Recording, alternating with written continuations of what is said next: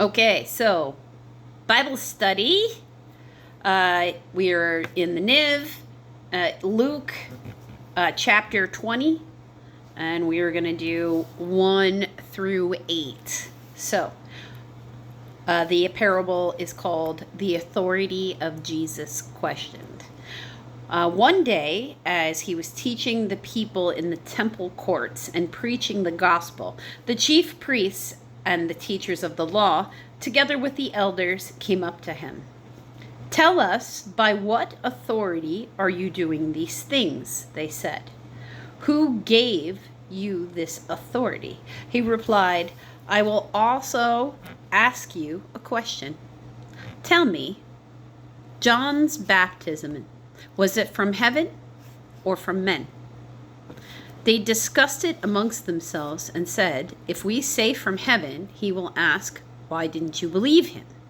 But if we say from men, all the people will stone us, because they are persuaded that John was a prophet." So they answered, "We don't know where it was from," which is actually the truth, is they didn't know where it was from. Jesus answered, "Neither will I tell you, but what authority, by what authority I am doing these things." Okay. So, lots of different things going on there, because it's also like, well, why didn't he just tell them, right? Well, they're looking to trap him. They've already decided what he is. They've already decided he needs to die. And that is their role that they're supposed to play in this, and he knows that.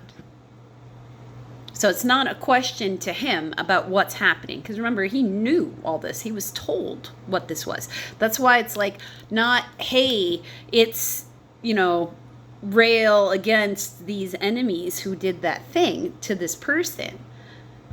This is something he knew was coming. He consciously took that step.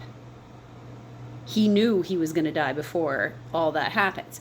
Now, but part of the reason, besides the fact that they want to catch him and do all that stuff, is there is you got an underlying issue here, which when going through this, I wanted to give how I worded it.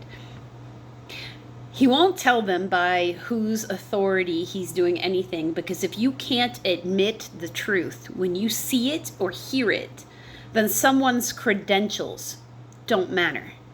You have already made up your mind. And the reality for any teacher, any rabbi, any person that your or organization for that matter, it doesn't matter. Any person who's got the responsibility of being an information giver, if you've already decided what the truth is in your head and you don't have an open mind, they can't help you. It's not their job to change your mind. People will find what they seek. Confirmation bias is the term for it. You're not going to learn anything from anybody if you've already decided that you have all the answers, and that you don't have to have an open mind. And it's one of the lessons that somebody who's in a teaching or like an information giver, a rabbi, any of that, it's one of the hardest lessons. You can't make people listen to you. Even if you think you might have what's best for them, if they're not open to it, it's not going to matter. And you can't be emotionally attached to whether or not they learn their lessons. You have to be worried about learning your own lessons, because if you're still in a vessel, then you have lessons to learn. So this was, if you can't tell, if you can't hear the truth because you've got confirmation bias, or if you can't tell if somebody is working with heaven or hell, if they're a good person or a bad person, then the answer really ends up being the same. Stay away from them. Stay away from them because you don't know. Right? You don't have the instinct to know one way or the other, or maybe, it's not clear to you if they're good or bad. People are rarely just one or the other, so there could be confusion. But your underlying gut instinct has to be centered on the fact that the truth might not be whatever you want it to be, but the reality of what is actually in front of you. Which is why we have to be mindful and do things one present moment at a time.